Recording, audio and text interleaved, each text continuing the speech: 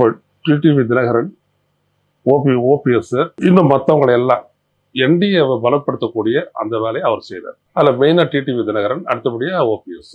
ஏன்னா இவங்க 2 பேர் இல்லாத அதிமுக அலையன்ஸ், பாஜக கூட்டணி அது வந்துட்டு தெற்குல இடங்களை ஜெயிக்க முடியாது. நயினார் இருக்காருல்ல, நயனார்லாம் ஒண்ணும் கிடையாது. நயனாரே தர மாட்டாரு. இவங்க தான் ரொம்ப மெயினானவங்க. அண்ணா திராவிட முன்னேற்ற கழகத்தினுடைய ஓட்டு ஷேர் இது. அதாவது நீங்க இப்படி வச்சுங்க, இது ஒரு சொல்லுக்காக சொல்றேன்.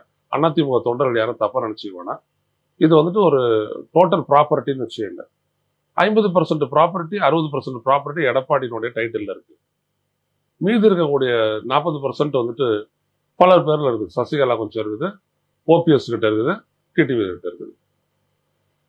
சோ இதெல்லாம் அப்படியே கன்சாலிடேட் பண்ணாதான் 100% அண்ணா திராவிட முன்னேற்ற கழகத்தினுடைய 100 விழுக்காடு ஓட்டம் அந்த என்டிஏ கூட்டணிக்கு வரும்.